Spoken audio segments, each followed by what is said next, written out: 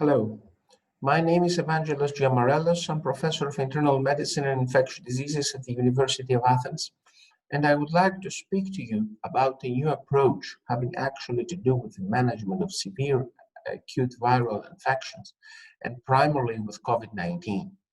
The idea is to develop a classifier which is based on gene expression in order to predict severe respiratory failure. This is a collaboration between our department at the National Computational University of Athens with Inflammatix. This is my conflict of interest disclosure for this presentation, and I would like, first of all, to remind you where the difficulty is.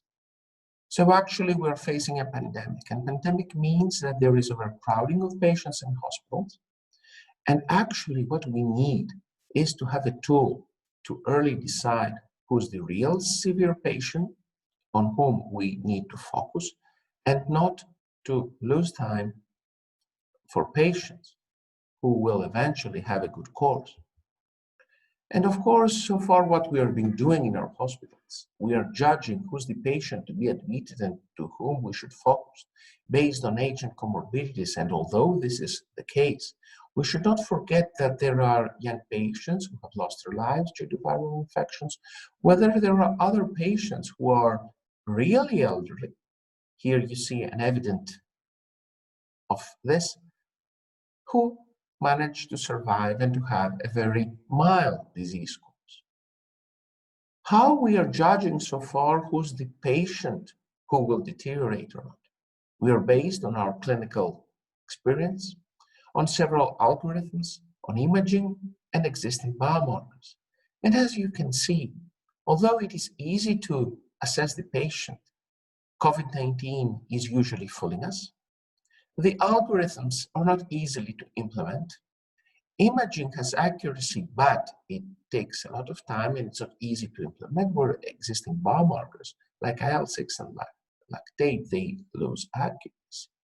So our idea would be that we need to develop one point-of-care device based on the readout of the immune signature of the host, which can improve what the other biomarkers cannot do. That means accuracy. What has been developed so far is one point-of-care device, which is called INSEP. This is not yet available for sale, and the detection of bacterial and viral infection is based on adjudication of clinical samples by clinical adjudicators. And as you see, the information which is coming by these 29 gene copies is associated with a very good prediction for bacterial infection, for viral infection, and also severity.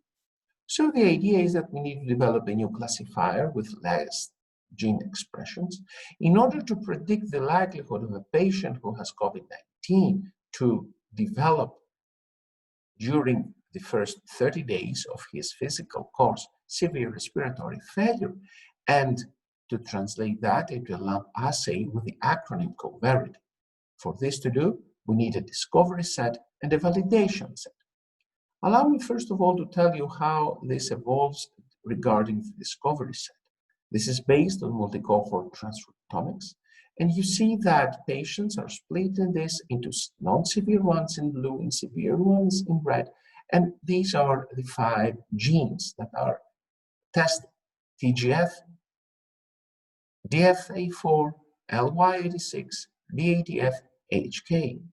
And then we need to develop an algorithm based on network analysis that demonstrates the likelihood for deterioration of the host.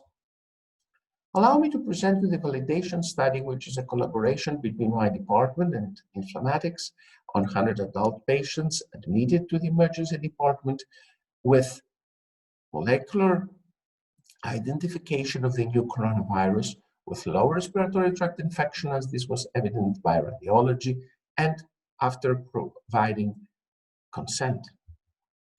The idea is that RNA was extracted by back genes, and there was a quantification of the 5 genes on nanostring counters. Here you see the distribution of the Coverity scores among healthy and severe patients, and you see clearly the distinction that the Coverity score may do, it is obvious that severe from non-severe can very easily be separated, but also you can see the very efficient prediction performance of the Coverity score for patients who will eventually die. These are the cutoffs, and at what we consider to be the low cutoff, the negative predictive value is 99.7% for severity, and the positive predictive value is 15%. And if you would like to compare that head-to-head with IL-6, these are the ROC curves.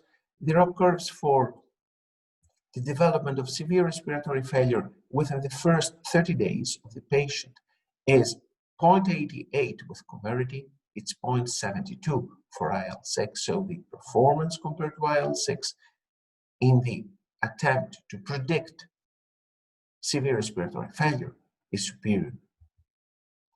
What we are doing right now is that this should be validated in great many countries.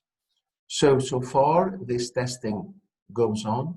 There are more than 1.1 thousand patients across 10 study sites in both the States and the European Union who have been enrolled so far. What is the advantage of the assay? That you need a small amount of blood, it works with whole blood, and you have a turnaround time, which is pretty fast, less than 15 minutes. So what I have showed you so far indicates that we have a new classifier which is based on the expression of 5 genes that can very well predict patients with COVID-19 who will deteriorate within a frame of 30 days into severe respiratory failure. This outperforms IL-6.